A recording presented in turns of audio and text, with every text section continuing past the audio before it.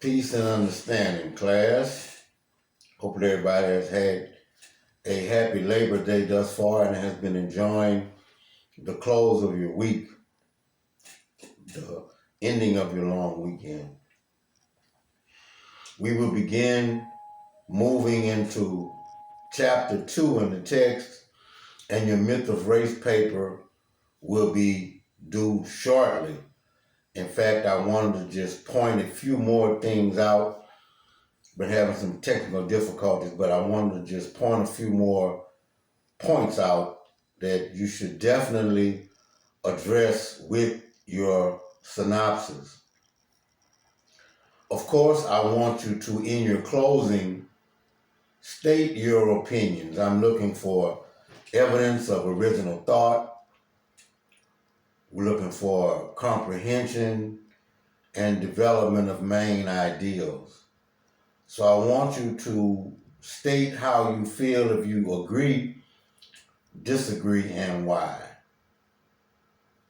For the most part, we've seen the majority of the video. I posted a previous video and it was cut short. So, but I definitely again want you to address some of the following topics, if you will, write them down as I think I've mentioned them, but it never hurts to reiterate. Genetic isolation, which you should know what that is. Genetic variance, okay. Founder group, you should know what DNA means, the acronym for DNA, chromosomes, the pairs of chromosomes. Albinism, oculocutaneous 1 and oculocutaneous 2. Oculos meaning eyes. And we mentioned, and I'll just mention it again, that although melanin does give you the pigment in your skin and is produced by melanocytes under the layer of the skin called the dermis, that melanin also is a controlling factor in the color of your eyes. So typically those of us who are melanated, okay, who have the ability to produce larger amounts of pigments will have brown eyes.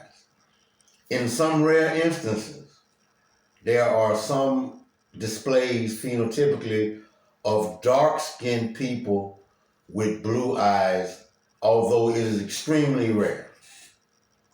Typically, those who are subscribed to a lighter phenotype will have those lighter eyes, green eyes, hazel eyes, blue eyes, which we have discussed and said that those phenotypical features are recessive.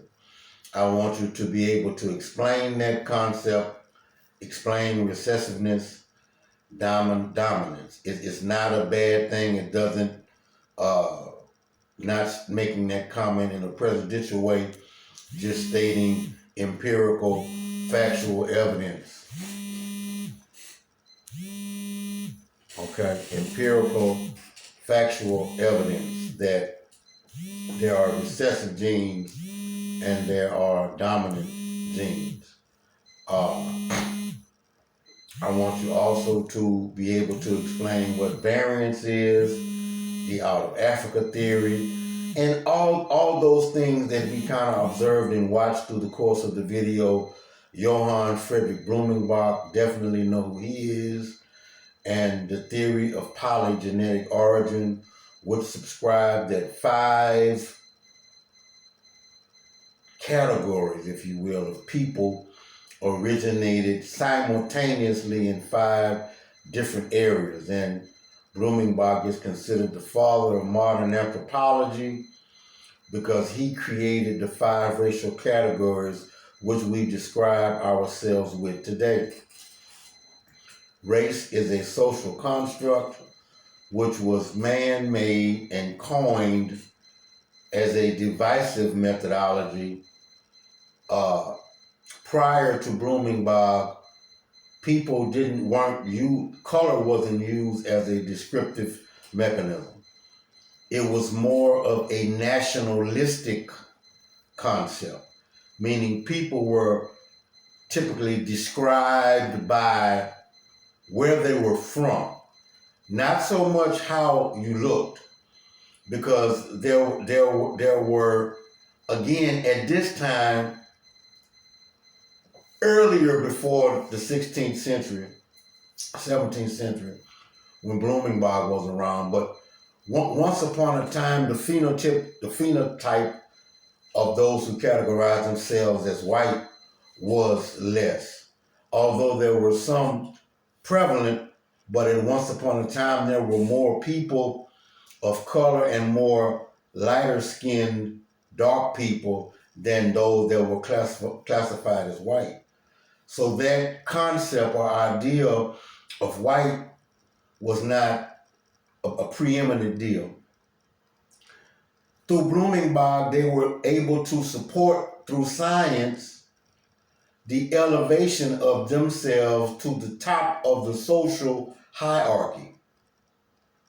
Keep that in mind, that they were put at the top of the social hierarchy through an effort to have pseudo or makeshift science to support what they were believing. Science in and of itself is tentative and forever changing. Things that may have been popular knowledge in the past or things we didn't know then that we now know allows science and knowledge to be ever advancing. So science doesn't and knowledge does not remain stagnant. New evidence is constantly evolving and being proven. So things that were once considered law or locked in, those things have the opportunity to be challenged and disproven. Also in the video, the 4 learning styles that were presented by Kerlinger. So I'm just kind of trying to extract some of the more relevant things. I'm sure you've taken excellent notes. But in closing, I want to just share this little small snippet. As I mentioned before in class, if you may have not caught it, but Dr. Frances Cress Welsing, the Cress theory of color confrontation, as well as the racial conflict theory, there are theories that are out there that talk about, as I alluded to, racism as a systemic entity and not just a feeling. That's on a base level, to just feel that you hate someone because of an arbitrary account of skin color, hair, nose size, etc., that you dislike them. There's no merit, there's no evidence in that, and we must strive to ameliorate that position from our thinking. We must strive to enhance our thought process as it relates to racism and look at it in a systemic sense that is being used to impose power and control. And for the most part, as I alluded to in several of the classes, that those who categorize or classify themselves as white are in the minority in the world. As Brother Malcolm X says, how can so few white people control so many black people?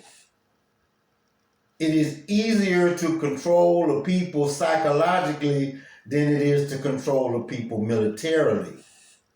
It's hard to keep control of people militarily, physically controlling them, as an Adolf Hitler attempted to do with that whole concept with concentration camps and the Jews, and blaming them for whatever shortcomings that they may have been encountered.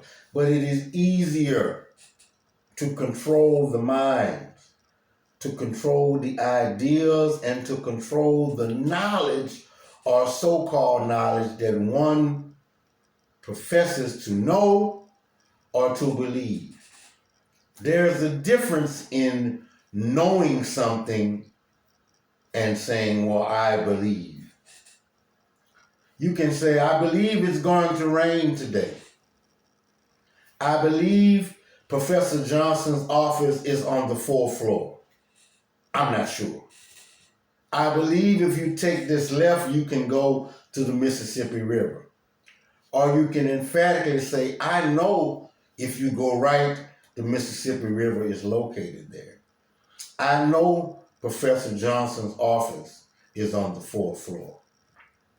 It's a difference in knowing and believing, but that's for another talk show as well. But I want you to begin to wrap your papers up, and that is going to be due. In fact, I'm in the process of putting the final touches on where you can be able to submit it on Moodle, and hopefully we will have some intriguing, thought-provoking papers there. So dig in deep with that. But yes, I digress. But I was talking about Dr. Wilson and her theories and talking about racism systemically. It is amazing how they coined the 9 areas of human interaction and how racism affects each of those areas. Education, entertainment, economics, labor law, sex, religion, politics, and war. Each one of those areas, systemically, the tentacle of racism or white supremacy, as it's been called, the theory of the advancement or controlling or creation of a dominant culture. We know from our verbiage that culture is one's way of life, customs, and traditions. The dominant culture imposes their cultures and traditions, lifestyles. So I ask, who is the dominant culture? What is the dominant language? What is the dominant form of currency? The dominant form of politics? The dominant form of economics? The dominant religion? The 9 areas of human interaction are inextricably connected to this systemic phenomenon that we call racism, if you will. And there's other terms for it: the dominant culture, white supremacy, by a minority group imposing or controlling the majority group. So hey guys, always investigate the information you receive. If it is indeed the truth, it should stand the test of investigation. So I'm looking forward again to reading your papers and learning from you. I will see you tomorrow in class. Peace.